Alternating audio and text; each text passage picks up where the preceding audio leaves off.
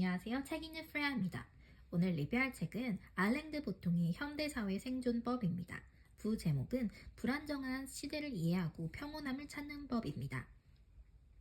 알랭드 보통은 책의 첫 번째 부분을 현대의 특성을 나타내고 그 이후에 여러 분야에서 본인의 생각과 현대사회를 얘기하면서 해답을 찾으려고 하는데요. 현대의 특성은 여러 장단점이 섞여 있는데요.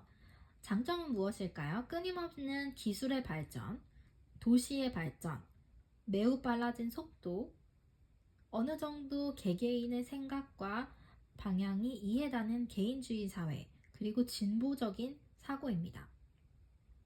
안 좋은 점은 실패에 대한 인식이 매우 안 좋아졌고 신경쇠약이 많아졌으며 정서적 소외도 생겨나게 됐습니다.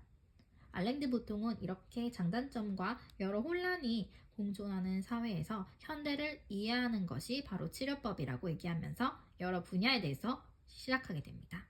첫 번째는 소비 자본주의입니다. 옛날에는 정말 먹고 자고 하는 데만 충족되면은 하루하루를 잘 보낸 거라고 생각이 들었어요, 사람들이. 즉, 의식주만 필요로 했죠.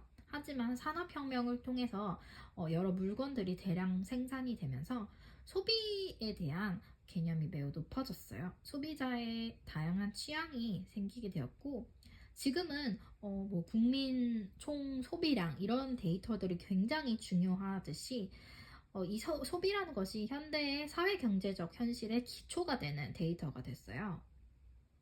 그에 맞추어서 광고와 물질주의, 매체 등 새로운 개념들이 나왔고, 특히 매체, 즉 이 미디어는 우리에게 중요한 수단으로 떠올랐어요. 작가는 이 매체란 부분이 지식 전달도 있지만 그만큼 사람들의 감정을 자극하고 호기심을 자극함으로써 조금 더 진보적이고 서로의 가치를 인정하고 잠재력을 키울 수 있는 하나의 수단으로 될 수도 있다고 얘기합니다. 다섯 번째는 민주주의의 발전입니다. 민주주의가 채택된 지는 정말 얼마 안 됐죠. 세기도 안 됐습니다.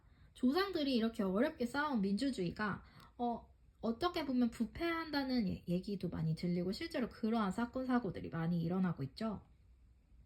이럴 때일수록 작가가 말하는 민주주의의 발전을 위해서는 투표자가 하나하나의 권리를 쓰면서 투표라는 기술을 통해서 스스로의 자유를 잘 쟁취하고 잘 활용하고 봉건주의 정신을 벗어던지면서 민주주의에 기여하는 것이 중요하다고 합니다.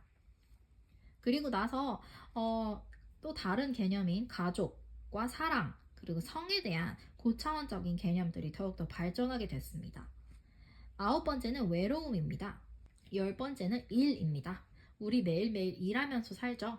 옛날에는 정말 의식주만 채워지면은 그 일거리가 없었는데 18세기부터는 일거리가 매우 다양해지면서 일이란 무엇인가? 내가 대체 왜 일을 해야 되는가? 이런 질문들이 계속해서 나오고 있고 아직도 우리는 솔루션을 잘 모르는 것 같아요. 작가가 말하는 일이란 정신적인 자극과 물질적인 보상을 넘어서 우리가 무엇에 관심이 있는지, 우리의 기대와 생각하는 것과 방향은 무엇인지 이런 철학적인 고민들을 통하는 좋은 도구라고 얘기합니다. 이러한 일이란 도구를 통해서 우리는 기쁨을 높이면서도 우리를 구원할 수 있는 좋은 도구를 쓰는 것입니다.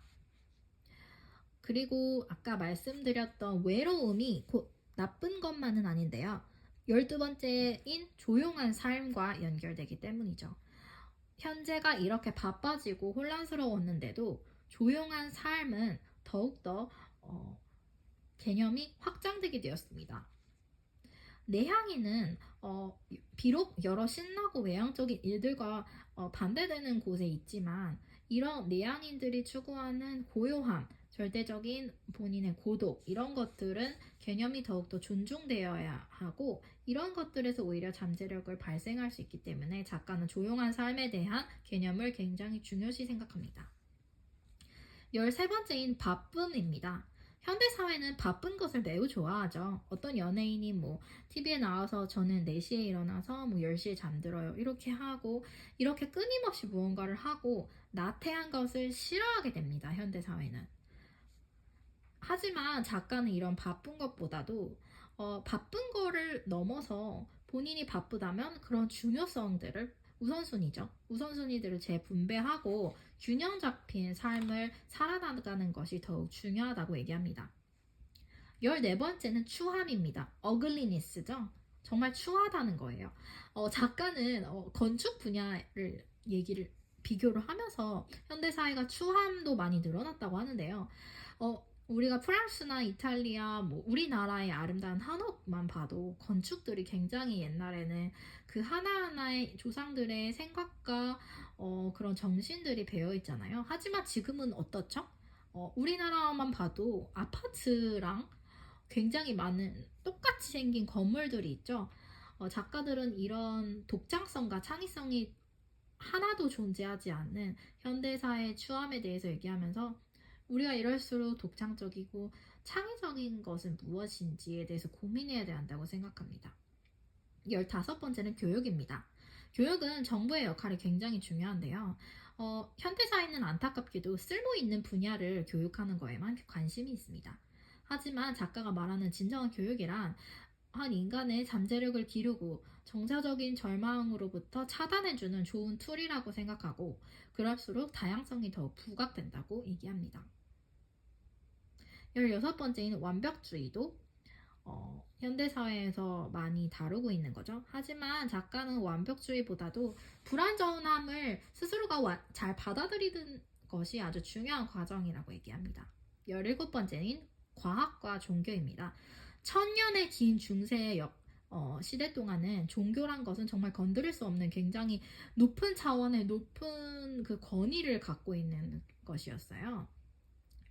종교가 비록 이렇게 고차원적이고 닿을 수 없는 개념들과 이런 것들을 사람들에게 영향력을 미쳤고 좋은 수단이 될 수 있죠. 정서적인 안정이라든지 찾을 수 있게.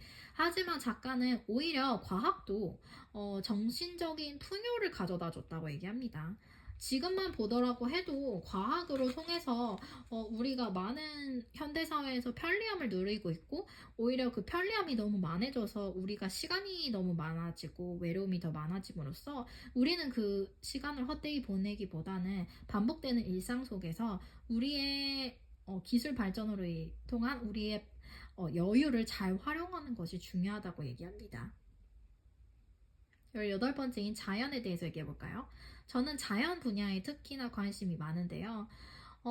미국에서는 한참 산업혁명 이후 발전할 때 그때 당시에 있던 숲의 85%를 다 나무를 베었대요. 그거 아셨나요? 미국만 그러는 게 아니죠. 전 세계적으로 산업혁명이 되면서 정말 처참할 정도로 자연이 망가졌고 파괴되어 왔습니다. 우리가 자연의 주인이 아니고 자연의 극히 일부분일 텐데 어떻게 이럴 수가 있을까요? 어쨌든 여기서는 자연에 대한 파괴와 환경 보호를 얘기하는 것이 아니고 이렇게 자연, 엄청나게 큰 우주 속의 이 자연에서 우리는 철학적인 발견을 할 수 있습니다. 첫 번째, 우리는 우리 생각보다 우리가 중요하지 않습니다. 자연의 속에서는 우리는 극히 일부분입니다. 우리가 굉장히 다양한 일상 속에서 많은 생각들을 하고 많은 고통들을 겪고 많은 불안들, 많은 고민들을 하면서 사는데요.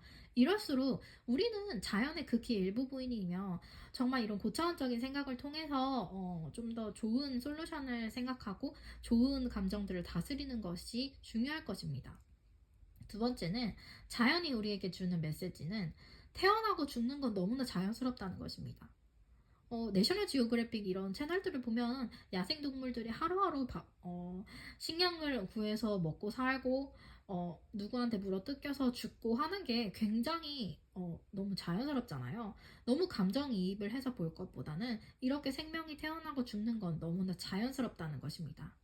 이런 첫 번째, 두 번째 메시지를 알면은 우리가 하루하루 살아가는데 너무 깊이 감정이입이나 아파하거나 상처받지 않고 매일매일 물 흐르듯이 잘 살아갈 수 있지 않을까 싶습니다. 네 번째는 이렇게 자연이 주는 메시지 중에서 매일 같은 일상 속이 반복이 되는데 이 매일 속에서도 경이로움을 발견하는 것이 중요하다고 합니다. 자연을 여러분도 매일 하루 일어나서 바로 핸드폰을 보는 것보단 자연을 느껴보세요. 일어나서 정말 창문을 밖을 보고 산들과 강들, 그리고 매일 지나가는 사람들, 그리고 우리 주변의 수많은 야생동물들을 보면 매일매일 바뀌고 그들도 그들 나름대로 제 각자 위치에 서서 열심히 정말 정열적으로 삶을 살아가고 있거든요. 이러한 변화들을 보고 이러한 자연을 관찰하는 것이 정말 경이로움을 발견하고 자연 속의 일부분이 되는 것이 아닌가 싶습니다. 다섯 번째는 소박함을 만끽하는 것입니다. 앞서 말씀드렸던 소비라든지 뭐 이런 물질주의적인 것들이 많이 나왔고 그것이 꼭 나쁜 것은 아닙니다. 하지만 우리는 그럴수록 소박한 자연과 소박한 식탁, 소박한 이런 매일매일 하루의 행복을 발견하는 것이 중요하지 않을까 싶습니다. 너무 이상적인 얘기만 드렸나요? 제가 말씀드리는 건 이게 다 가능하다는 것이 아니고 여러 분야에서 현대 사회가 이렇게 됐고 이런 상황들을 이해하고 우리가 나아가야 될 방향과 생각, 태도들은 무엇인지라는 것을 생각하는 것입니다. 결국 삶의 의미라는 것은 이렇게 매일매일 여러 분야에서 또 그렇듯이 매일매일 반복되는 일상 속에서 상황들 속에서 우리가 가만히 있고 매일매일 밥 벌어서 먹고 사는 것이 아니고 우리의 잠재력을 항상 하루가 매일매일 소중한 선물인 마냥 잠재력을 맞추어서 계속 키우고 어둠을 조금씩 밝히고 앞으로 나아가는 거라고 얘기합니다. 들어주셔서 감사합니다. 좋은 하루 되세요.